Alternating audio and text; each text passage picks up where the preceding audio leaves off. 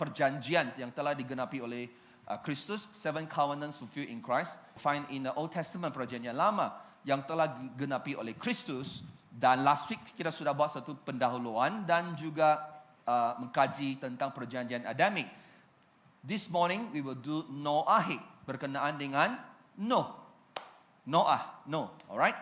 A lot of people say itu Batrah adalah satu mitos. It's a myth. Mereka bilang, mana mungkin masuk akal semua binatang dalam dunia ini, bolehkah dia masuk ke dalam satu Batrah? Itu yang tak masuk akal. Pernahkah kamu pikir seperti itu? Have you heard before? Come on, honest. Pernahkah ditanya? Pernah, alright? Or you think about it yourself. Waktu di sekolah minggu mungkin kau tidak tanya lah, percaya sajalah kan? But it doesn't make sense kalau kamu lihat dari segi mata manusia. It doesn't make sense. You cannot fit all the animals dalam itu ark or Batra, alright? Yes, I agree. Cuma kita lihat dia sebagai mitos sebab dia tak masuk akal kan? But let me tell you something. Bukan mitos, tapi suatu mukjizat. It's not a myth, but a miracle. I tell you why. You see, Yesus, Tuhan Yesus, dia ada sebut tentang Nuh.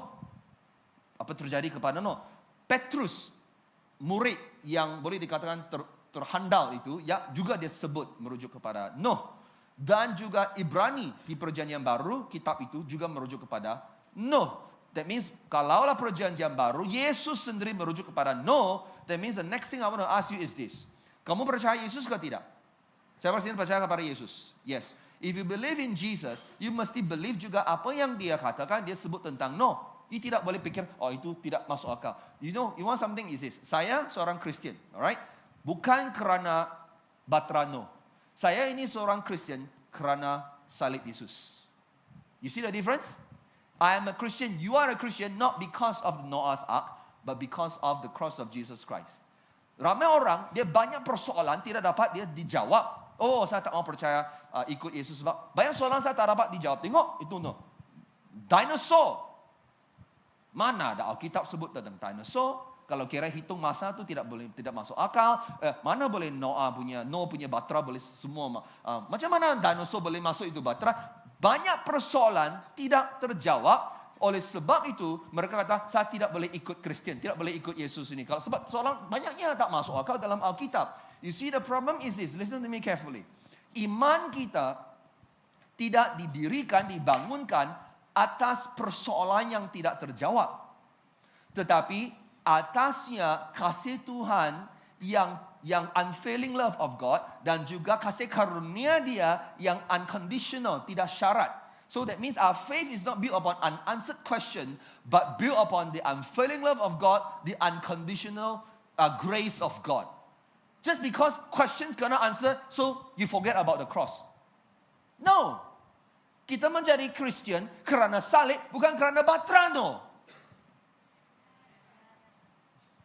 Bukan kerana ada dinosaur ke tak ada dinosaur. Hello. So get it right. It's very important, alright? Now, remember I show you the chart last week? Masih ingat chart ini? Masih ingat di mana saya kata semua perjanjian perjanjian lama ini kita akan satu demi satu kita mengupas. Sudah kita bicara tentang Adam, hari ini kita bicara tentang Nuh. Dan waktu Yesus datang, tidaknya dia meniadakan perjanjian lama ataupun hukum Taurat dan juga nabi-nabi, tetapi dia menggenapi. Itulah maksudnya perjanjian baru, menggenapi segala yang ini yang kita sudah kaji satu demi satu dan yang akan datang juga. So this whole thing kalau kamu terlepas last week, tolong tengok itu YouTube. Trust me, you will love it. So kita lihat Kejadian pasal 6. Perjanjian yang Tuhan buat dengan Nuh sebenarnya ditulis di dalam ke Genesis 6 sampai ke 9. Bukannya mula dengan itu rainbow, itu pelangi. We thought, itu perjanjian Tuhan buat dengan Nuh itu pelangi lah. Bukan, sebenarnya mula dari waktu Tuhan menyelamatkan Nuh dan keluarganya, 8 orang semua seisi keluarga yang tinggal itu daripada banjir yang besar, yang dahsyat, yang membinasakan itu. Ya, kita baca dari ayat yang ke-11. Adapun bumi itu telah rosak di hadapan Allah dan penuh dengan kekerasan. Allah menilik bumi itu dan sungguhlah rosak benar sebab semua manusia menjalankan hidup yang rosak di bumi. Berfirmanlah Allah kepada Nuh, Aku telah memutuskan untuk mengakhiri hidup segala makhluk sebab bumi telah penuh dengan kekerasan oleh mereka. Jadi aku akan memusnahkan mereka bersama-sama dengan bumi. Buatlah bagimu sebuah batra dari kayu gofir ataupun kayu cypress, dipanggil, atau cypress. Semua katakan cypress. Alright, ataupun gofir itu bahasa Indonesia kot. Batra itu harus kau buat berpetak-petak dan harus kau tutup dengan pakal dari luar dan dari dalam. Beginilah engkau harus membuat batra itu. 300 hasta panjangnya, 50 hasta lebarnya, 30 hasta tingginya. Buatlah atap pada batra itu dan selesaikanlah batra itu sampai sehasta dari atas. Pasanglah pintu pada lambungnya, buatlah batra itu bertingkat bawah, tengah dan atas. 17, sebab sesungguhnya aku akan mendatangkan air bah meliputi bumi untuk memusnahkan segala yang hidup dan bernyawa di kolong langit. Segala yang ada di bumi akan mati binasa. Tetapi dengan engkau aku akan mendatangkan perjanjianku, mengadakan perjanjianku dan engkau akan masuk ke dalam batra itu. Engkau bersama-sama dengan anak-anakmu dan istrimu dan istri dan anakmu. Dan dari segala yang hidup, dari segala makhluk, dari semuanya haruslah engkau bawa satu pasang ke dalam batra itu supaya terpelihara hidupnya bersama-sama dengan engkau. Jantan dan betina harus kau bawa. 20 dari segala jenis burung dan segala jenis haiwan, segala jenis binatang melata di muka bumi, dari semuanya itu harus datang satu pasang kepadamu supaya terpelihara di hidupnya. 21, dan engkau bawalah bagimu segala yang dapat dimakan. Kumpulkanlah itu padamu untuk menjadi makanan bagimu dan bagi mereka. Lalu Nuh melakukan semuanya itu tepat seperti yang diperintahkan Allah kepadanya, demikianlah ia dilakukan. Beberapa ayat saya mau lanjut di pasal 7 ayat 1. Lalu berfirmanlah Tuhan kepada Nuh, masuklah ke dalam batra itu, engkau dan isi rumahmu, sebab engkaulah yang kulihat benar di hadapanku di antara orang zaman ini. Dari segala binatang tidak haram harus kau bawa. So kalau baca terus lanjut, dia perintahkan semuanya dia bawa masuk ke dalam batra. Dan diakhiri dengan ayat ke-5. Lihat ayat ke-5. Tolong saya baca bersama. 1, 2, 3. Lalu Nuh melakukan segala yang diperintahkan Tuhan kepadanya. Bapa syurgawi, kami ucap syukur. Firman-Mu yang hidup, Firman-Mu yang berkuasa, Firman-Mu yang akan mendatangkan kebaikan untuk setiap kami. Jadi kami berdoa agar pagi ini Tuhan, jadikan hati kami seperti tanah yang subur. Telinga rohani kami siap untuk mendengar setiap perkataan-Mu. Tuhan, yang kami sedia untuk taati setiap perintah-Mu Tuhan. Roh Kudus, Engkau yang bekerja di tengah-tengah kami, dalam hati kami Tuhan. Setiap jemaat-Mu yang hadir pagi ini, tiada siapa yang akan pulang dengan tangan dan hati yang kosong, tapi akan dipenuhi oleh berkat, kasih, dan segala pekerjaan-Mu melalui firman-Mu pagi ini. Semua telah kami percaya dan berdoa dalam nama Tuhan Yesus. Amin. Nah, kita perhatikan itu ayat yang sama petik tadi yang kita baca. Di segala yang ada di bumi akan mati binasa, sebab itu banjir besar yang kita baca itu. Tetapi dengan engkau akan mengadakan perjanjianku, engkau akan masuk ke dalam batra itu. Dan maksudnya waktu Noah masuk ke dalam batra itu, dibandingkan dengan kalau tidak, semuanya akan binasa. Tak masuk, dia mati binasa. Masuk ke dalam batra, dia hidup. Alright? Maksudnya, ini adalah suatu perjanjian yang hidup. Or we call it covenant of life. Bukan saja dengan dia sendiri, tapi juga dengan seisi keluarga dia. So, don't leave your family behind. Alright? Semua sini mau keluarga kamu selamat? Mau selamat keluarga? Come on, yes, this is for you. Listen to this carefully, alright?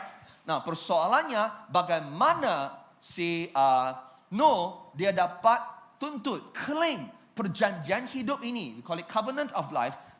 Kunci, ayat kunci sebenarnya di ayat 22 tadi. Nuh melakukan semuanya. Maksud semua? Tepat. Cun-cun. Satu pun tidak ketinggalan. Seperti yang diperintahkan Allah. Dia bina dua batra. Ini memang siau, no? Orang Cina bilang. You bina batra. Waktu ada hujan, dia bina batra atas darat, tau? Dia taat saja. Kemudian Tuhan perintahkan untuk dia bawa sepasangan semua binatang masuk ke dalam batra. Dia melakukan berapa gala? Segala, maksudnya? Segala yang diperintahkan Tuhan. That means Noah obey. Dia taat menurut setiap perintah Tuhan. Kenapa? You see, perjanjian Allah, I told you last week, adalah kekal, everlasting covenant. Apa maksud dia? Tuhan, dia tidak terhad oleh masa. Manusia saja terhad oleh masa. Kita hidup dalam masa. We don't know what has happened next. Apa yang kita buat, kita tunggu masa dia akan datang, kemudian baru kita lihat. Tapi waktu Tuhan bagi perjanjian, He say, I promise you, ini covenant perjanjian hidup, Tuhan sudah tahu dia akan terjadi. Memang sudah terjadi. When God say it is done, it is done. Cuma kita belum sampai itu masa saja. You understanding me this?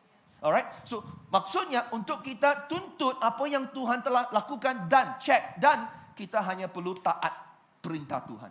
You just obey God, you will claim it. You understand that? So, no harus taat terlebih dahulu sebelum dia masuk ke dalam perjanjian hidup dengan Allah. And that is what we call as the ujian iman or the test of faith. Sebab di perjanjian baru bagaimana no itu diingati. We thought, oh, batra lah, banjir lah. No, the most beautiful way how no is being remembered kerana iman. Maka no, dengan petunjuk Allah tentang sesuatu belum kelihatan. You haven't seen coming, He obeyed. Dengan taat, persiapkan batra untuk siapa? Bukan diri dia, untuk family dia. It's crazy. You come next year, kita akan sambung lagi pengajian sedikit tentang Noah ini. I'll tell you what is crazy for him to do that. But he just by faith. Kerana iman, dia taat. You see, ketaatan or obedience is faith in action. Ketaatan adalah iman dalam tindakan. Kita belajar sikit-sikit Inggeris bisa? Okay, alright. So, obedience is faith in action. Ramai, kalau saya tanya kita, sini orang ada iman enggak? Ada iman? Ada. Bukan nama dia iman. Ada iman? You have faith? You don't have faith, why you sit here bahkan? So you have faith, but your faith is meaningless. Nadai maknanya jika tiada action. So waktu you put your faith in action, itu maksudnya obedient. You put your faith, imanmu atas janji firman Tuhan, atas setiap perintah kata-kata firman Tuhan, means you obey, you see the blessing comes. You see God works. It's what it means by obedience is faith in action. Ramai kita Christian, kita bergumul, we struggle untuk obey Tuhan. Why? Sebab kau tidak kenal Tuhan. Jika kau sungguh-sungguh kenal Tuhan yang begitu mengasihi saudara, kamu akan tahu pasti bahwa setiap perkataan, setiap perintah dan janji firman Tuhan adalah untuk kebaikan kita. So you have no problem to obey Him. But why you struggle to obey? Because you don't know God. You don't know God. You are just a Christian. You are just seorang yang beragama Kristen, tapi kamu tidak kenal Tuhan. So I want to challenge you today. Become like Noah. So my title of my sermon today is bertindak atas perjanjian hidup Allah. You act on God's covenant of life dalam bahasa Inggeris. Ini tajuk dia. Bertindak atas perjanjian hidup Allah. So everybody baca bersama. 1, 2, 3. How do you do that? So when you act, apabila kita bertindak, ketika kita lakukannya setiap perjanjian hidup Allah yang maksudnya mengikut perintah dia, what will happen to you? You do this right, I guarantee you this thing will happen. These 3 things. Number 1, kita akan hidup dalam hadirat Allah. We will live in the presence of God. I'm going to show you, so powerful. Banyaknya pencerahan, pewahyuan yang luar biasa. Saya sendiri pun terkejut waktu Tuhan tunjukkan kepada saya, nyatakan kepada saya. It changed my life. I hope you change your life. It changed people's life this morning. Powerful. So, kita akan hidup dalam hadirat Allah jika kita bertindak atas perjanjian hidup Allah. Let me explain to you. Alright? So, Kejadian 6 tadi kita baca. Tuhan Allah akan mengadakan perjanjianku. Dia bilang kepada Nuh, nah engkau akan masuk ke dalam batra itu. Now, in the English Bible, I will make a covenant with you and you will enter the ark. So it's very nice. Dalam bahasa Inggris, the ark covenant is the ark of the covenant. Sounds like it. Tabut perjanjian. Alright? Now, I'm going to explain this later. Okay, come back to this. But first thing first. Tentang batra itu. Sebenarnya batra itu, kenapa dipanggil dia batra? Kita pikir dia kapal besar. Betul? Come on. Itu kita belajar di sekolah minggu, betul? Sampai hari ini pun gambar semua itu kapal besar. Boat yang besar. Alright? Actually, it's wrong. Sebab itu tidak boleh dikatakan satu boat atau satu kapal yang besar. Sebab itu batra, nadai, kemudi. You know kemudi, right? You watch Pirates of the Caribbean. Mana ada? You baca nggak firman? Mana ada kemudi? Nadai.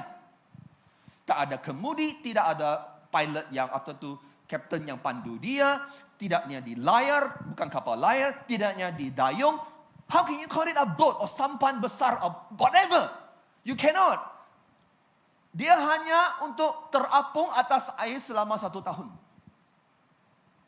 Ya, 1 year sebelum waktu Noah masuk, banjir, 1 tahun kemudian dia keluar. It's meant to float on water for 1 year. That's it, floating. It's not for pergi cruise, holiday. Nadai destinasi. Mana ada destinasi? Meo. Kapal, you masuk, mesti ada destinasi. Dan Noah tidak tahu berapa lama dia harus tinggal dalam itu batra. Dia hanya tunggu Tuhan perintahkan, time's up, now you can come out. Sebab tujuan batra itu bukanlah untuk membawa Noah dan keluarganya sampai ke suatu destinasi atau suatu tujuan, tetapi untuk menyelamatkan mereka dari kebinasaan. It's not to bring them to a destination, but it's to save them from destruction. Batra itu sebenarnya adalah destinasi mereka. Asalkan mereka hidup tinggal dalam batra itu, mereka selamat. That is the promise. Itu bukan suatu batra pengangkutan, tapi suatu batra keselamatan. Dan batra itu sebenarnya adalah gambaran Kristus. Dialah keselamatan kita. Apabila di sekitar kita, kehidupan kita dibanjiri. Maksud saya bukan banjir dari segi air, dibanjiri. Maksudnya ada malapetaka berlaku. Mungkin kamu rasa tiada hala tuju. Maybe you feel that. Tak ada arah tampaknya. No direction in life. Sesat kau. Kristuslah jadi destinasi tujuan kita. Sebab itu Yesus bilang apa? Akulah jalan, kebenaran, dan hidup. Keselamatan kita ada di dalam Kristus. Apabila kita hidup dalam Kristus, kita hidup dalam hadirat Tuhan. You live in Christ, you live in His presence. Now, what do I mean by that? Jangan kau pikir saya mau pergi hadirat Tuhan di gereja itu saja. Memang Tuhan ada hadir di sini. Luar biasa pagi ini hadirat Tuhan. Tapi kalau kau pikir saya masuk hadirat Tuhan hanya 2 jam seminggu saja, habis kau. Kamu tidak hidup dalam Kristus. Jika kamu hidup dalam Kristus senantiasa, di mana kamu berada, kamu hidup dalam hadirat Tuhan. Oh, you must live in God's presence if you really want to experience God. I'm going to show you why is that powerful. Alright, now saya mau mendalam lagi, explain untuk kamu memahami kenapa itu luar biasa. Alright, now kita bicara tentang batra atau ark dalam bahasa Inggris. Dalam bahasa asal Ibrani adalah teba. Semua katakan teba. Alright, mungkin bunyi seperti batra, teba. Alright, so batra, peti. Maksud perkataan teba adalah peti. You know peti? Chest. Kotak, box atau buckle. That's what it means. Wait, why it means does it look like a buckle to you? No, right? Now, sebenarnya perkataan teba 2 kali dia wujud di dalam Alkitab. 2 kali saja. Sekali ini, 1 kali lagi. Siapa boleh guess di mana dia wujud ini perkataan teba? Oh, first service lekas dia sudah teka. Musa. Tahu Musa? Bukan kawan kamu di kampung. Tahu Musa? Okey, Musa waktu di keluaran kalau dibaca Firaun dia nak menghalang pembiakan pula. Penambah banyak pelipat gandaan bangsa Israel di Mesir. Dia perintahkan supaya semua bidan waktu dia yang bidan tu yang lahir anak tu, kalau lelaki boy kasih buang masuk dalam sungai Nil, kill all them. Dia kejam. So ibu kepada Musa waktu dilahirkan Musa, of course dia simpan. Go and read. Pendekkan cerita untuk kamu. Sampai dia sudah besar dia tidak boleh simpan sudah. Scared people will catch, right? So dia letak Musa atas satu bakul dan letak di atas sungai Nil. dan dia terapung, terhayun sampailah dia ke anak perempuan kepada Firaun, dan dia kutip itu Musa dan jadikan Musa anak dia sendiri. You know the story, right? Yang tak baca Alkitab, you kenal lah, you feel it. Apa you cakap, pastor? Okay, you know that, right? Okay, now, kemudian secara luar biasa Tuhan, sebab kakak kepada Musa, dia bagi tahu, I go and get someone untuk mengasuh dia. So, she go and wed who?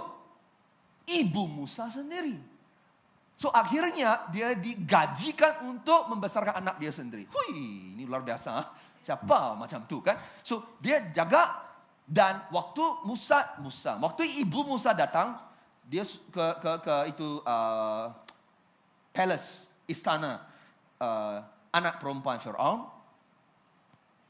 Barulah dia bagi nama dia Musa. What is the meaning of Musa? I'll tell you later, alright? But the point is this. Itu cerita dia. Musa itu selamat kerana bakul itu. Teba itu. Now, here you think. Perkataan yang sama, teba. Satu yang hui. Amat dahsyat besar. Satu yang bakul. Halo? Mana ngami? Sebab itu bukan berkenaan dengan kapal. Perkataan teba bukan masuk kapal besar. Kita sudah salah faham kapal besar. Maksud dia sebenarnya adalah sesuatu yang mengangkat untuk keselamatan. So basically teba adalah untuk keselamatan. Musa selamat kerana itu teba. Noah dan keluarga selamat kerana itu teba. You understand? You understand? Are you getting me? No, this is not yet. Follow me, alright? So the basket, ini basket bukannya untuk transport. Bukan pengangkutan.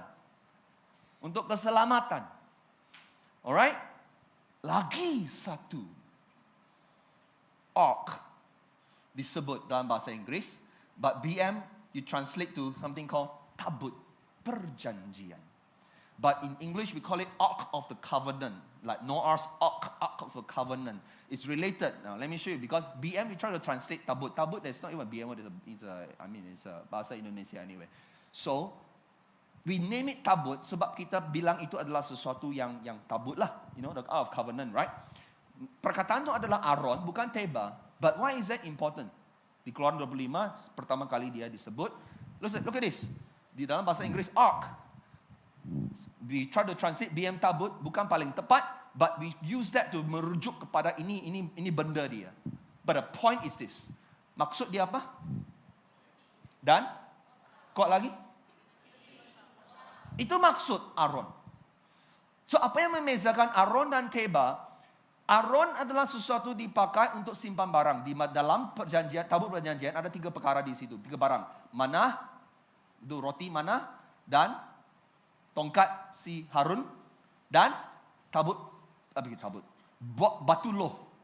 Yang 10 hukum yang Tuhan berikan kepada Musa. You know that, right? You don't know now, you know. Alright, banyak Bible knowledge I give you today, huh? Alright. So, dimasukkan 3 perkara ini dalam itu tabut perjanjian. You know that, right? Now you know, okay? So, maksudnya ini kotak, peti ini, Aaron adalah untuk simpan barang. Tempat mengumpul, menyimpan barang. Yang teba adalah untuk mengangkat barang. Right? Dan manusia, okay. You follow me? Teba untuk mengangkat. To carry. Membawa. Aaron adalah untuk dibawa. Bangsa Lewi, suku Lewi, imam harus bawa atas bahu mereka. And why is that important? Sebab tabut perjanjian adalah simbol kepada hadirat Allah. The presence of God. Sebab itu kita dipanggil, saya membawa hadirat Allah di mana saya pergi. Wih, powerful. You like that? You like that? You carry God's presence with you? You like that? So, ada satu untuk mengangkat, satu untuk diangkat. Dua-dua pun merujuk kepada yang sama. Diangkat oleh hadirat Tuhan. Kita mengangkat sekarang kerana Kristus. Kita hari ini boleh membawa bersama dengan kita hadirat Tuhan di mana saja kita pergi. Bukan saja kerana adanya tabut ini. You boleh faham tak? And of course, Kristus menjadi tabut perjanjian kita. Follow me so far? One more thing. I belum sebut. I haven't said. Aaron got one more meaning. Apa itu? Keranda. Peti mati they call it. Dalam bahasa Indo. Coffin. Aaron also, wait. Coffin? Bukan coffee ya. Coffin? Keranda. Why? Di Kejadian 50, mayat Yusuf diletak dalam sebuah keranda. Keranda itu perkataannya Aaron. Aaron juga dipakai untuk keranda. Why? You ask me. Why, Pastor? You see, Batra, no. Tidak adanya depan. We call it prow. You know what's the prow? Depan. Itu kapal mesti ada itu prow di depan. Okay. You tahu Jack and Rose? You know? Oh, you know Jack and Rose, right? Itu prow lah. It's called prow. Dalam bahasa Inggris. Di depan. BM kata depan. Batra itu juga tidak ada yang bagian belakang. We call it stern. Nadai. Mana ada kapal tak ada prow dan stern? No. So it's not a kapal. Batra itu adalah satu kotak. Dan bukan saja begitu, ahli arkeologi, mereka telah seakan bahwa dimensi yang diberikan oleh Tuhan untuk bina itu Batra, itulah ada dimensi untuk membina keranda. Dimensi keranda, cuma itu keranda yang besar, amat besar. Kita punya lihat semua picture gambar kapal, sebenarnya satu kotak saja. Itu Batra, no. You see that? Dan bahkan, ahli arkeologi bilang, this is true, you can go and check yourself. Itu keranda zaman dulu menggunakan kayu cypress. Kayu yang sama dibina, itu Batra. Kenapa kayu cypress? Kerana itu kayu tidak reput. Mereka guna untuk bina keranda. That means the whole entire Batra, itu adalah suatu keranda yang besar. Gerasi keranda. Now you ask me, wait, Pastor. Kenapa mesti keranda? Tidak mati, binatang semua dalam itu. Tapi itu simbol dia telah mati. Kenapa? Batra itu adalah satu gambaran di mana Roma 6 ayat 4 tentang kita yang dibaptiskan ayat telah mati bersama Yesus dan keluar dari air hidup dalam Yesus. Kita baca bersama ayat ini. 1, 2, 3. Dengan demikian,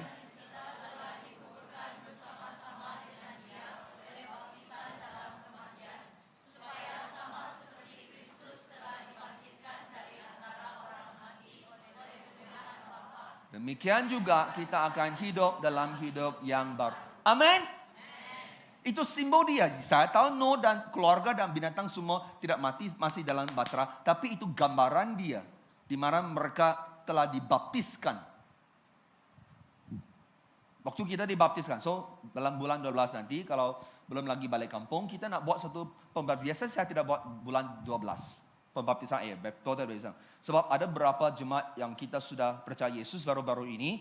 Dan saya rasa ada yang ramai di sini belum lagi dibaptiskan air. Nah, kalau tak balik kampung untuk cuti 15 hari bulan Desember, minggu depan kita akan bagi borang untuk kamu daftar. I want to tell you, mengikut firman Tuhan, kamu claim. Tak perlu tunggu balik kampung, di sini kamu dibaptiskan air. Claim, tuntut. Itu janji firman Tuhan.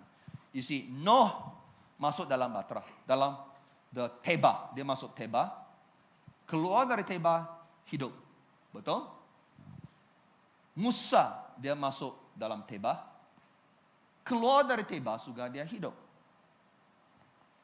Alright? By the way, nama Musa, Moses adalah satu nama orang Mesir, Egyptian name. Di Keluaran 2, you know what that means? Itu ibu dia yang kasih nama. Musa. Apa maksud Musa? Ditarik keluar dari air. Dia tidak keluar dari air, di atas. Di atas itu bako. Betul? Mana boleh dia sebut tarik keluar? Sebab that's what it means. Dia sudah mati dalam air, tapi dia keluar balik hidup. Itu simbol gambaran dia. Dan Yesus, dia masuk dalam kubur, mati. Ini memang 真的死了. Musa tak mati. Noah tak mati. Noh tak mati. Itu satu gambaran. Tapi yang mati itu adalah Yesus. Dan kematian Yesus sangat penting supaya kita dapat hidup. Yesus keluar dari kubur. Apa? Hidup. Itu gambaran. So, itu sebab saya kata Yesus telah menggenapi perjanjian-perjanjian Tuhan di Perjanjian Lama. Amin. Sebab itu, apa Yesus bilang di Yohanes 15?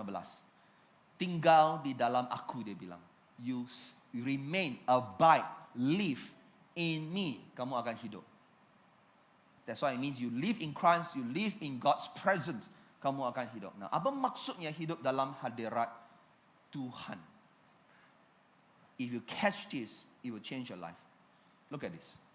Apabila kita hidup dalam hadirat Allah, kita hidup dalam, first of all, perintah Allah. Semua katakan perintah Allah. Or God's precepts, kalau I show you now. Allah, dia memberi perintah yang sangat terperinci. You read that. He commanded membina batra, termasuk bawa binatang-binatang masuk dalam batra. Dan apa yang buat, dia lakukan semua. He follow, he obey setiap perintah Allah. Maksudnya, dia hidup di dalam perintah Allah. He live in God's word, God's precepts. Gambaran seterusnya, tabut perjanjian. Apa di dalam tabut perjanjian? You boleh baca di Keluaran dan juga Bilangan. Tapi di Ibrani, dia kasih singkat dalam satu ayat. Dalam tabut perjanjian, adanya mana? Apa lagi? Baca adanya? Tongkat Harun yang pernah bertunas badat. Adanya apa lagi? Loh batu yang bertuliskan perjanjian itu 10 hukum yang Tuhan berikan kepada kepada Musa. Now listen to me carefully. Loh batu itu berkenaan dengan firman Tuhan. Dan firman Tuhan telah menjadi manusia. Yohanes pasal 1 ayat 1. Pada mulanya adalah firman. Firman itu bersama-sama dengan Allah. Firman itu adalah Allah. Ayat 14. Dan firman itu telah menjadi manusia. Kristus telah menggenapi. You see that? So waktu kita hidup dalam Kristus, hidup dalam hadirat Allah, maksudnya kita mesti harus hidup dalam firman Allah. Bukan saja datang church dengar khotbah. Ataupun kalau you baca Alkitab. Not enough. You must live in the word of God. You boleh datang church dengar khotbah, you keluar. No meaning. You waste your own time. You don't waste my time. You waste your own time only. You come, you expect firman Tuhan change you. You know what something? Okay, semua orang ada sesuatu yang kamu takut dalam hidup kamu, betul? You takut apa? Lipas? Cicak? What do you say? You scared of nothing, powerful you. All you scared of? Takut, wah, ini ya, istri terbaik ya. Terus dia tahu saya takut Tuhan, dia bilang. Ya. So you takut apa? You takut gelap? Dia takut hantu no money, seriously. Takut miskin. Ada yang takut bini? So you have something to fear. You know something? All this fear is no meaning. Of course you fear God. Listen, kalau ada apa sesuatu yang kamu takut, kamu harus takut kamu tidak dapat mendengar firman Tuhan. When you don't hear God right, listen to me carefully. Dua kemungkinan saja. Tuhan dia tidak mau sudah bersabda dengan kamu. Atau B, kamu begitu teruknya hidup kamu sehingga Tuhan bersabda, kamu tak dapat dengar. Kedua-dua pun mampus kau. Betul. Do you know when you can't hear God anymore, right? You are in serious trouble. That means God says, either say, I give up on you. You are tak guna, give up. God give up on you, you know. Dia yang mati salib untuk kamu, He said, I give up on you. That's how bad you are. You can't hear God anymore. When God speaks. Ataupun, I don't know, seriously, you should fear. But kalau kamu dapat mendengar Tuhan, you know how powerful is that or not? You ada isu, you pray, God speak, kasih jalan. Tunjuk kamu firman Tuhan. Ini dia jalan dia, penyesalan dia. You don't know, you want to make decision in life. Siapa saya mau kahwin? Banyaknya girlfriend saya mau pilih, mana satu Tuhan? 1, 2, 3, 4, 5, 6, 7, 8, 9. Tuhan, saya ada masalah untuk pilih lah ni. Macam mana Tuhan? Kasih dadu. Cannot, God. God will speak to you. You datang ibadah, you expect God, the word of God, firman Tuhan yang disampaikan di sini pulpit. mimbar. You know SIB Live, I'm very serious dalam firman Tuhan. That's why khotbah-khotbah kita memang sangat padat isi dia. Wow, you are eating meat. Bukannya minum susu setiap Ahad, right? So, when you listen, you can hear. Thank you, God. Inilah jawapan yang saya menanti-nantikan. You can hear God, but you cannot hear. Semua sampai. You keluar sama saja. You are in serious trouble. Serious. So you should fear that. But my point is, listen, kalau kamu hidup dalam Kristus, you hidup dalam hadirat Tuhan, maksudnya, apakah sign, tanda orang hidup dalam hadirat Tuhan? Mereka hidup dalam firman Tuhan. Perintah Tuhan. Yang kedua, mereka hidup dalam pembekalan Allah. What do I mean? God's provision dalam bahasa Inggris. You see, itu ayat yang disebut tadi, yang Tuhan perintahkan. Engkau, bawa bagimu segala apa yang dapat dimakan. Apa yang dapat dimakan, bawa. Kumpulkanlah itu padamu untuk menjadi makanan bagimu. Dan bagi mereka itu binatang-binatang. They need to eat, right? Okay? Dalam itu batra. Now listen. Para sarjanas, scholars, we call it, mereka sepakat bahawa ukuran itu batra, size batra itu, tidak mungkin langsung cukup ruang untuk menyimpan cukup makanan untuk 8 orang seisi keluarga Nuh itu dan semua binatang-binatang selama 1 tahun. No way. Bahkan Tuhan tidak langsung, kamu akan dalam batra 1 tahun. You perlu hitung sikit lah. Berapa banyaknya makanan yang kamu harus bawa masuk itu batra. Cukup makan kamu 8 orang dan juga binatang untuk 1 tahun. Tidak langsung Tuhan bagi tahu. So, guessing saja bah. Don't forget, itu batra nadai peti sejuk. Terima. Yes? So, what does it tell me? It tells me, hanya bawa apa yang dia bilang cukup. Tapi Tuhan yang kasih multiply. 5 roti, 2 ikan. Do what he did. God do his part. Pembekalan Tuhan. Bagaimana pula dengan tabut perjanjian? Sudah kita bicara law batu. Mana di dalam itu tabut? Apakah maksud mana? Tuhan yang hujani itu mana bagi orang Israel masa mereka di padang gurun. Betul? So it means God provide. Whatever you need, God provide. Bekalkan semua itu. Sebab itu ayat favorite saya dalam Kristus kita hari ini. Alright, baca. Filipi 4:19. 1, 2, 3.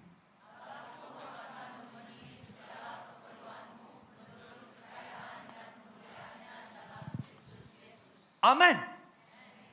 Dalam Kristus Yesus, segala keperluan kita Allah akan penuhi.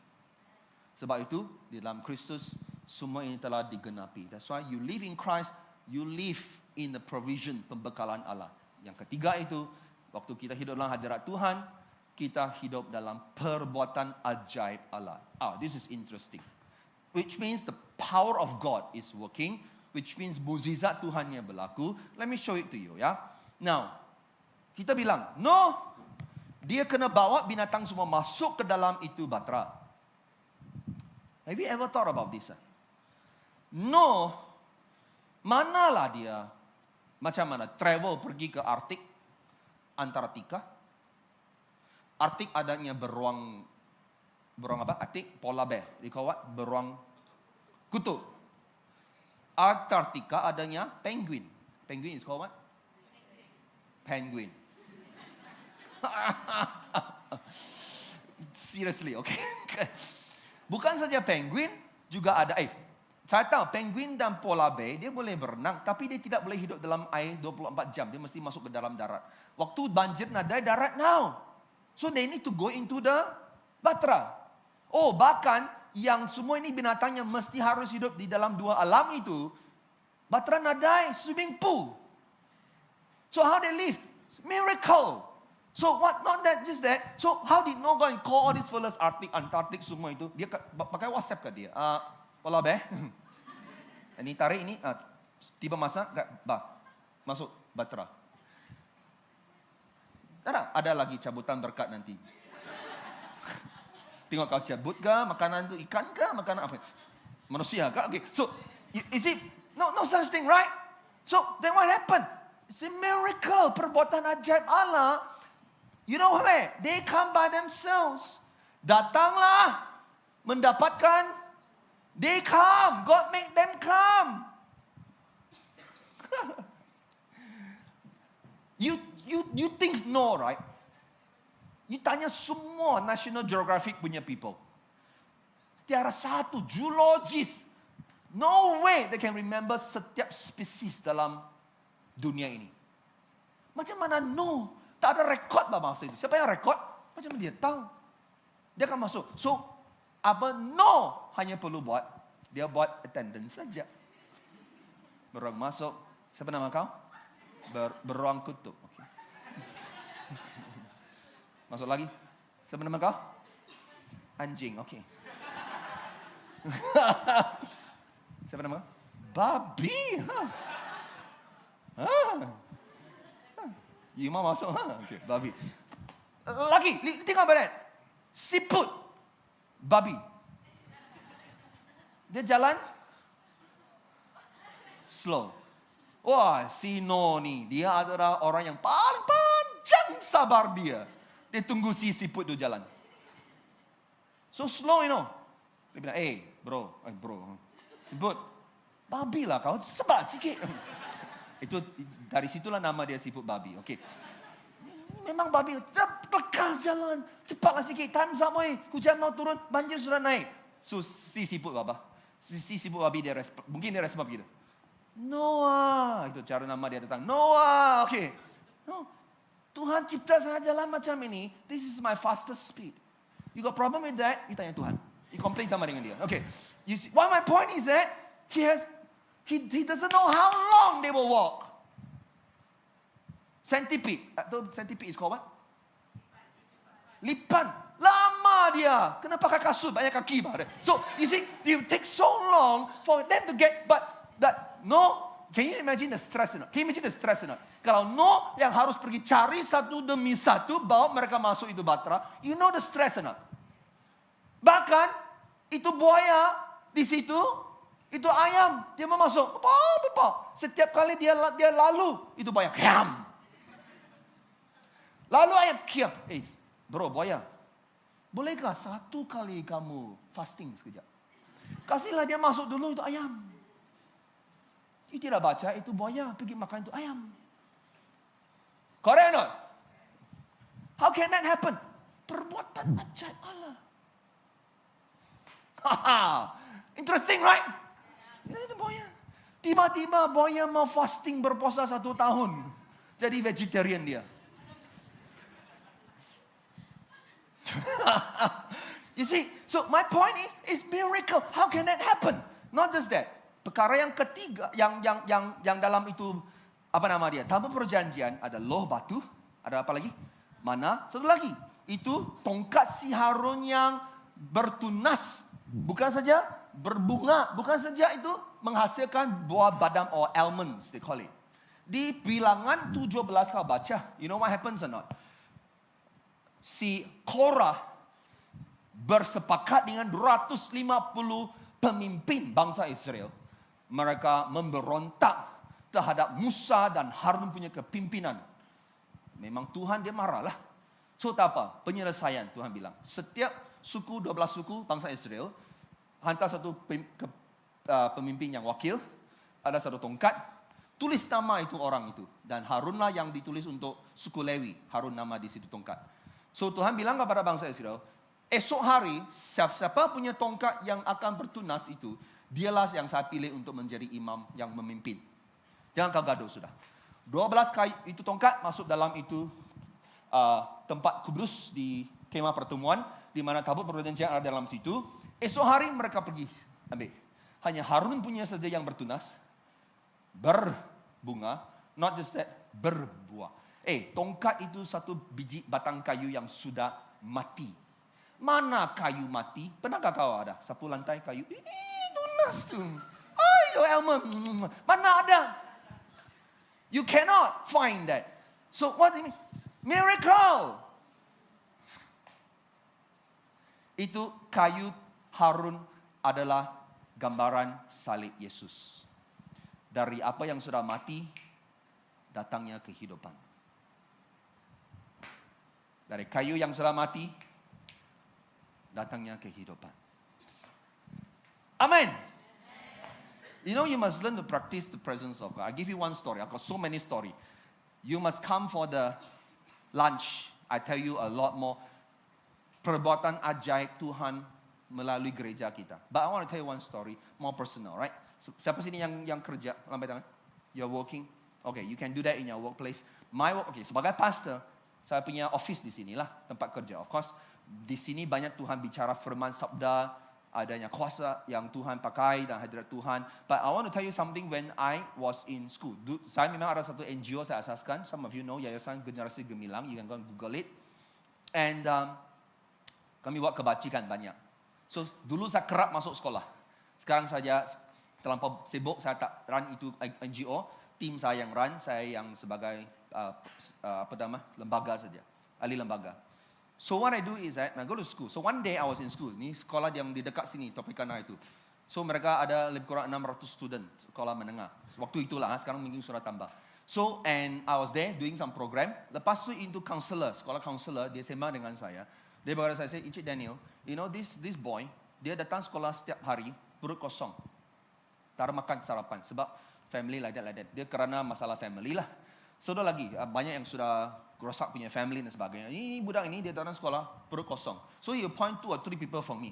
So I asked her, wow, teruk ya. You know that perut kosong otak kosong dah. So and I asked her, berapa orang di sini sekolah yang tak ada makanan sarapan datang sekolah? Is it at least 10%? 60 lah. So terus saya jawab dia, ini kerana firman Tuhan. So I live in the presence of God. Tuhan bersabda, perintah dia bagi, saya taat terus. And I say, saya akan bereskan untuk kasih makan setiap hari sekolah, we will feed them. But I don't have the money. I don't have the money. Ni, cepat saya cakap, tapi tak pikirkan. No, it just follow perintah. Balik office, saya tanya saya punya staff, account sana.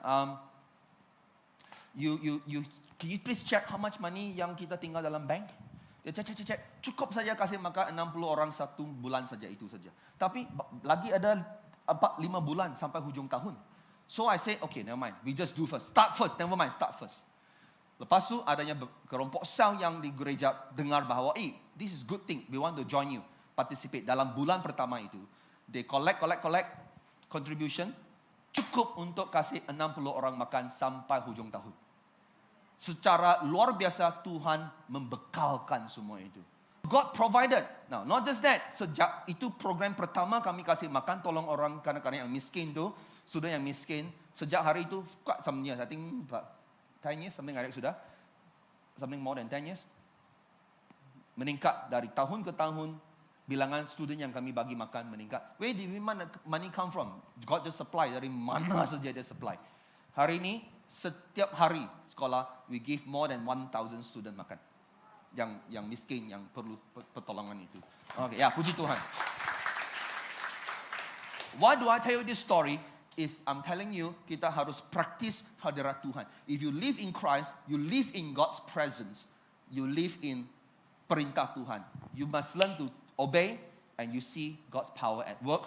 God's pembekalan akan di perbuatan ajaib dan pembekalan dia. But the problem is, we don't obey God. We like, no, you have to explain to me first. Wow. That's how we talk to God, right? I don't understand. Dia bercanggah dengan saya punya kehendak. Cannot, 不可以. And we always say, apa yang saya tidak ada. Memang saya tak cukup dalam bank. Kalau saya cukup, tak perlu Tuhan campur tangan. Kalau saya tak cukup, Tuhan harus campur tangan. Barulah itu mukjizat.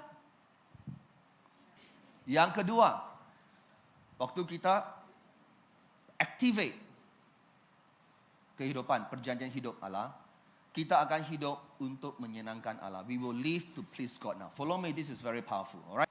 Selepas banjir itu berlaku, kejadian 7, sudah berhenti, air sudah turun, dan waktu Nuh untuk keluar. Firman Allah kepada Allah, keluar dari Batra itu. Engkau bersama dengan istrimu, serta anakmu, semuanya, segala binatang, semua selamat, mereka keluar. Alright? I want to show you next thing. Lalu keluar Nuh bersama dengan anak Dia repeat lagi. Repeat maksudnya semua 8 mereka selamat, termasuk segala binatang yang binatang liar lagi. Alright? Dalam semua keluar. Ayat 20. Kita baca bersama. 1, 2, 3.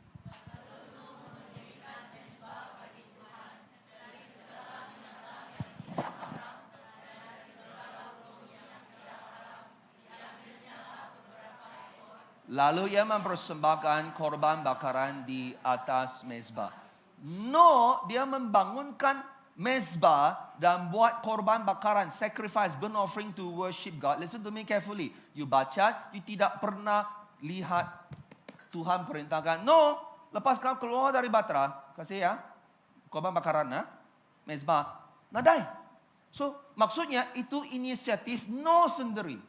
Kenapa dia inisiatif begitu? Karena ini adalah sebagai kesyukuran. Karena Tuhan telah menyelamatkan mereka.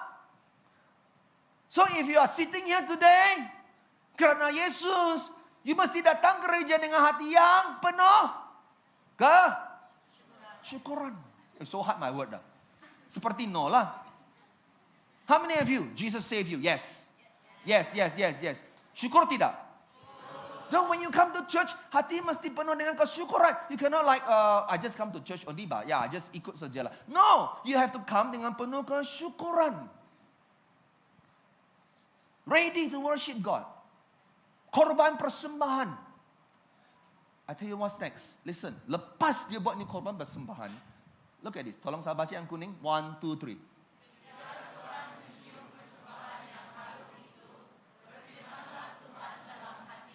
Wait, ini begini. Kalau you sedang bercakap dalam hati kamu, you cakap dengan suara kah cakap dalam hati saja? Tuhan bercakap dalam hati dia, tapi dia disebut keluar macam ini untuk kita tahu. Wow. Maksudnya Tuhan mau kita kenal hati dia. Hati Tuhan tergerak oleh persembahan yang dia cium, in English, pleasing aroma. Satu kewangian yang sangat menyenangkan Tuhan. That's what the word means. Dan apa yang dia sebut, aku tidak akan mengutuk bumi lagi kerana manusia sekalipun yang ditimbulkan hatinya adalah jahat dari sejak kecil. Memang dari sejak kecil kita jahat, tapi hari ini sampai hari masih Tuhan tidak dia kutuk seluruh bumi. Kerana ni janji. Kerana Yesus telah genapi itu janji. Listen to me carefully. It's all because of what Noah dia lakukan. Dia buat persembahan itu. Tuhan tergerak hati. Kerana dia cium itu persembahan yang wangi. Pleasing aroma. It's so powerful. You want to be saved. You want to claim itu perjanjian hidup. You must learn to honor God with your persembahan yang hidup.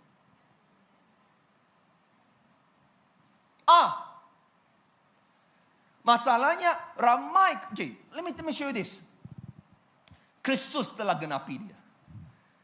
Kristus telah mengasihi kamu, menyerahkan dirinya sebagai persembahan dan korban yang harum. He became that forever. But what is our response? Roma 12, Paulus bilang. Can you read 1, 2, 3?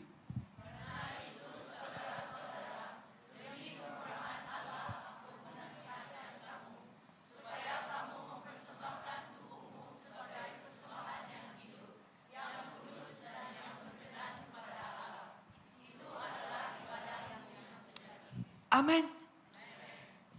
Kerana itu, apa itu? Kerana semua yang telah Yesus lakukan ni, 11 pasal pertama kitab Roma itu. Kerana Kerana Yesus. Cara kita hidup, persembahkan tubuh. Bukan tubuh dari segi itu. Maksudnya seluruh hidup kamu. Your time, your talent, your treasure semuanya. Persembahan hidup yang kudus, yang berkenan. Perkataan berkenan, maksud dia asal itu adalah sangat menyenangkan hati Allah. That is how you worship God. See, let me tell you something. Tidak adanya hal dalam hidup kita ini yang jauh lebih memuaskan selain menyenangkan hati Tuhan. When you please God, you are living right. When you don't please God, something is wrong with you. Masalahnya banyak orang Kristen tak ada keberatan dalam hidup mereka untuk menyenangkan manusia. I give you example. Boyfriend mau menyenangkan hati girlfriend. Betul? Betul tidak? Kalau boyfriend kau tidak menyenangkan hati kau, kasih putus cinta sama dia terus. Yeah. Of course, girlfriend also menyenangkan hati boyfriend. Nah, tiada yang you menyenangkan hati daddy mami kau. Sebab kamu mau dapat sesuatu dari daddy mami. Betul? You menyenangkan hati kamu punya customer. Ya? We live to please man. Everybody please man sebab you mau sesuatu. But listen to me carefully. We have a problem. Masalahnya, termasuk kita mau self kita disenangkan. We want to make ourselves happy. But seldom, jarang kita pikir bagaimana saya boleh hidup menyenangkan hati Tuhan. Jarang. Betul? Come on. Bagi rekan sebelah, pastor bicara tentang kau lah itu.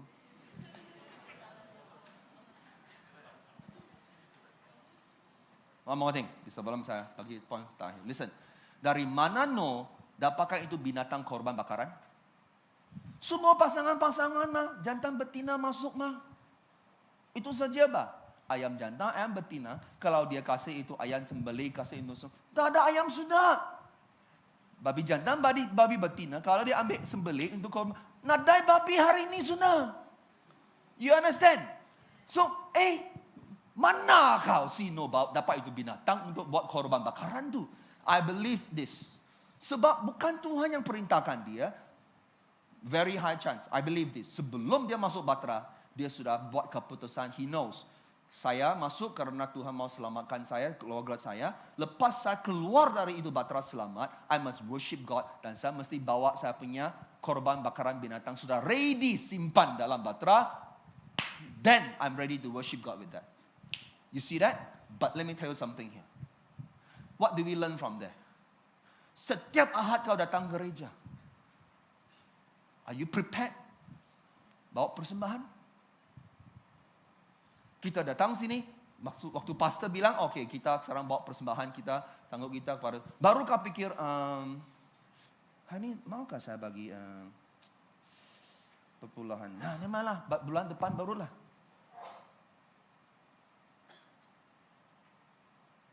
We live like that. If you really seriously, you say you want to please God, before you come to church, you sudah ready. Okay, hari ini saya mau sembah Tuhan. I am ready to worship God. Hari ini hari perpuluhan. I'm ready to give to God. Bukan hari perpuluhan. I'm ready to give to God. Because I'm ready. This is how you live your life. But how often you do that? Come on, tell me. Let me tell you. You see, God is so powerful. Lepas kasih itu korban bakaran. You know what happened? Terus Tuhan berbicara. Tolong baca. 1, 2, 3.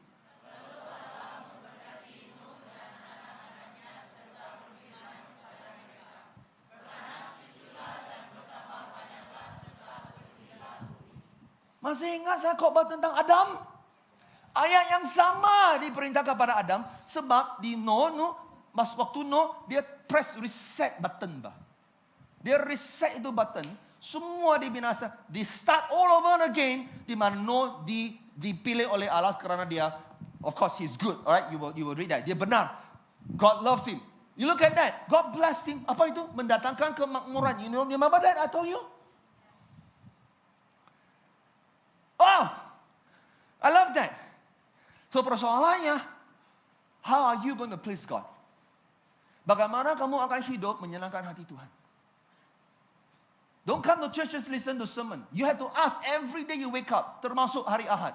How would you please God? Jangan saya punya assignment. That's not how you please God. Your assignment, tak apalah tonton YouTube lah. Itu bukan menyenangkan hati Tuhan. Ramai student hari ini macam ni. You want God to bless your studies, you can't make time for God. Betul? God give one more bonus. And then I'll tell you to the last one. Apa bonus dia? Segala yang bergerak. Ini ayat 3. Lepas diberkati mereka. Segala bergerak menjadi makanmu. Aku telah beri makanmu seperti tumbuh-tumbuhan hijau. Semuanya, maksudnya, boleh makan segala binatang termasuk babi. Tidak haram. Haleluya. Ini asal dia. Dan kenapa itu perjanjian lama yang dihukum tuh dia mengharamkan itu binatang-binatang sebagainya termasuk babi? Karena bangsa Israel akan masuk tanah janji. Sesuatu yang Tuhan ingin mereka lakukan adalah menjauhkan diri daripada praktis-praktis orang berhala. Termasuk makanan binatang-binatang yang diharamkan itu. Termasuk babi.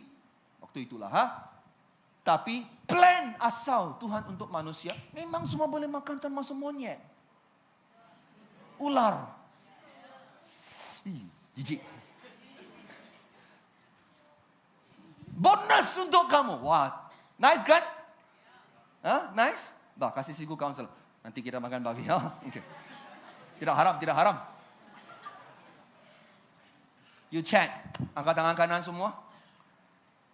Tak sini, check. Adakah saya menyenangkan hati Tuhan? Ask yourself. If no, start today. Yang akhirnya, kita akan menerima janji-janji Allah. We will receive the promises of God. Oh, I tell you, this is going to be powerful. Listen to me carefully, alright? This will change you. Allah berfirman kepada bukan saja Nuh, seisi keluarga itu janji untuk family. Family, listen to this. Sesungguhnya aku menetapkan perjanjianku dengan kamu dan keturunan kamu kelak dengan semua makhluk yang bernyawa, all the animals left, segala jenis hewan bersamamu yang keluar dari batra. Aku menetapkan perjanjianku 2 kali lagi dia sebut. Kalau Tuhan sebut 1-2 kali memang dia sangat serius. Dan kemudian Allah berkata, ini tandanya perjanjianku. Apa tandanya? Aku wujudkan pelangi, rainbow. Tanda jaminan bagi perjanjianku adalah pelangi itu. Aku mengingati, Tuhan tidak lupa, dia maha kuasa. But he tells us that I will never forget, ini perjanjian saya tidak akan binasakan bumi ini sekali lagi dengan banjir. Anymore.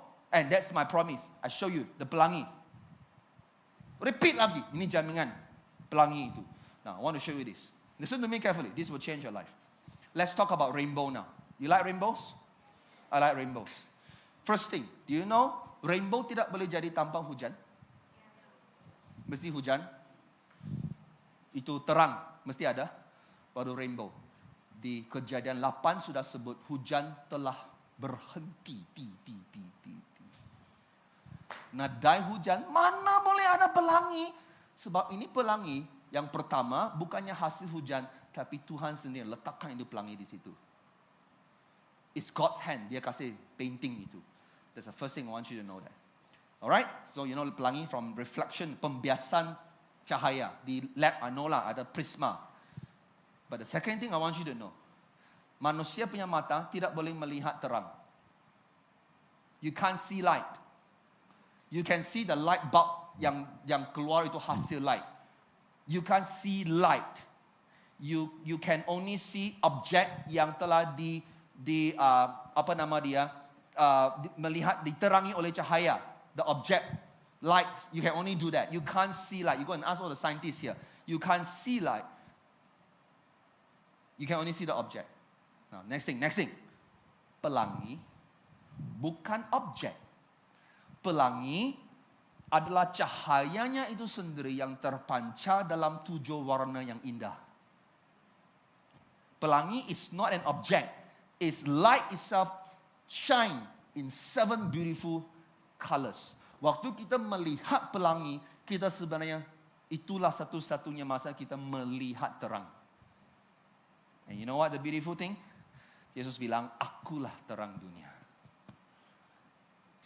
Barang siapa mengikut aku, tidak berjalan dalam kegelapan, melainkan mempunyai terang hidup. Maksudnya, Yesus adalah terang yang telah dinyatakan, dipancarkan,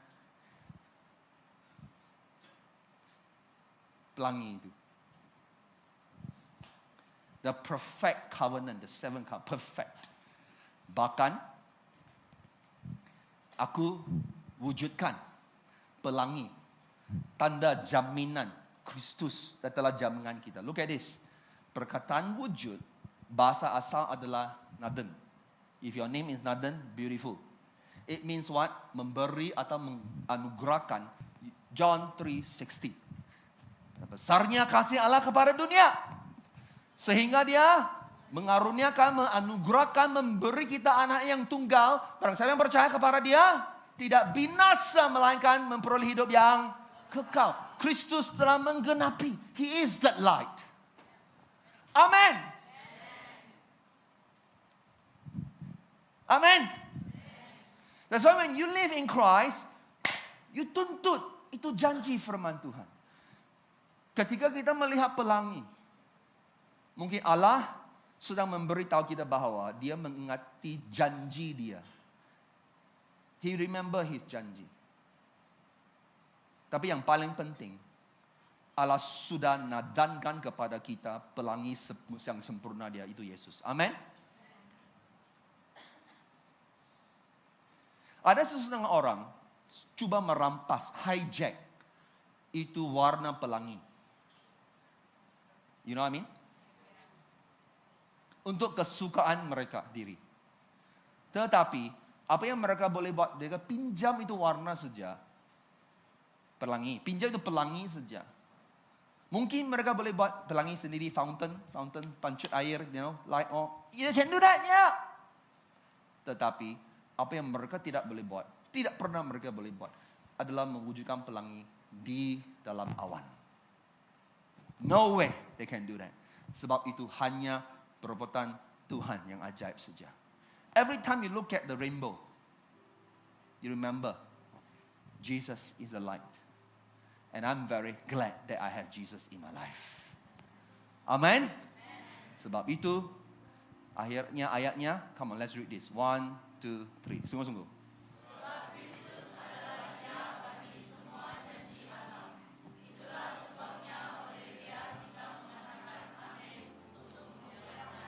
Wow.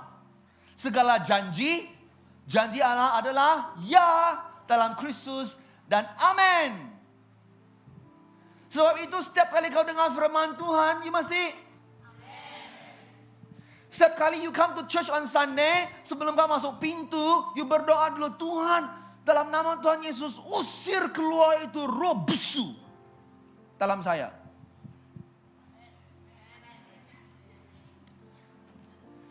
Supaya waktu saya masuk dalam ruang ibadah, saya worship, menyanyi, saya tidak akan. Waktu saya mendengar firman-Mu, janji firman-Mu, tidak saya akan membisu, melainkan saya akan.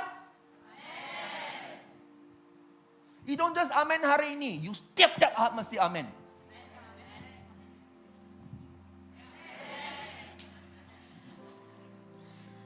I'm gonna pray. Masih ingat? I started with this. No, dia lakukan segala perintah. That is your kunci secret untuk amenkan semua ini yang kita dengar pagi ini dalam hidup kamu. But your choice. You have to learn to obey. Obedience is faith in action. Amen.